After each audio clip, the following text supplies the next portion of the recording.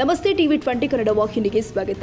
ತೆನೆ ಸಹಿತವಾಗಿ ಕೂಡಿ ಹಾಕಿದ್ದ ರಾಗಿ ಬಣವೆಗೆ ಬೆಂಕಿ ತಗುಲಿ ರೈತರಿಗೆ ಅಂದಾಜು 3 ಲಕ್ಷ ರೂಪಾಯಿಗೂ ಹೆಚ್ಚು ಹಾನಿಯಾದ ಘಟನೆ ಕೂಡ್ಲಿಗಿ ತಾಲೂಕು ರಾಮದುರ್ಗ ಗ್ರಾಮ ಪಂಚಾಯಿತಿ ವ್ಯಾಪ್ತಿಯ ಕುದುರೆಯಡವು ಗೊಲ್ಲರಹಟ್ಟಿ ಗ್ರಾಮದಲ್ಲಿ ಸಂಭವಿಸಿದೆ. ರೈತ ದೊಡ್ಡ ನಾಗಪ್ಪ ಕೆಲ ದಿನಗಳ ಹಿಂದೆ ರಾಗಿ ಕಟಾವು ಮಾಡಿದ್ರು. ಹೊಲದಿಂದ ತೆನೆ ಸಹಿತವಾಗಿ 12 ಗಾಡಿ ರಾಗಿ ಹುಲ್ಲನ್ನ ತಂದು ತಮ್ಮ ಕಣದಲ್ಲಿ ಬಣವೆ ಹಾಕಿದ್ರು. ಬಣವೆಗೆ ಹೊತ್ತಿ ಉರಿಯೋದನ್ನ ಕಂಡ ಅಕ್ಕಪಕ್ಕದ ಮನೆಯವರು ನೀರು ಸುರಿದು ಬೆಂಕಿ ನಂದಿಸುವ ಪ್ರಯತ್ನ ಮಾಡಿದ್ರು. ಬೆಂಕಿ ನಂದಿಸುವಷ್ಟರಲ್ಲಿ ಬಹುತೇಕ ರಾಗಿ ಬಣವೆ ಸುಟ್ಟು ಹೋಗಿತ್ತು.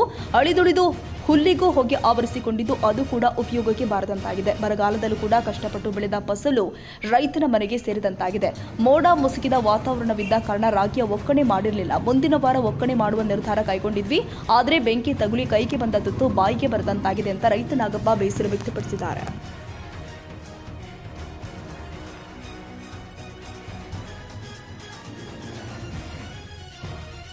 ಕನ್ನಡಿಗರ ಮೆಚ್ಚಿನ ನಿಮ್ಮ ಟಿವಿ 20 ಕನ್ನಡ ವಾಹಿನಿ ಇದೀಗ ಟಿವಿಯಲ್ಲಿ ಲಭ್ಯ.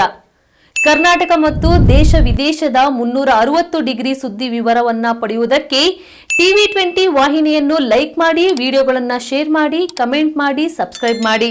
HCN ಕೇಬಲ್ 842 ನಂಬರ್ನಲ್ಲಿ ಹುಕ್ಕೇರಿ ತಾಲೂಕು ಹಾಗೂ ಸಂಕೇಶ್ವರದ ಸುತ್ತಮುತ್ತಲಿನ ಹಳ್ಳಿಗಳಲ್ಲಿ ಲಭ್ಯ.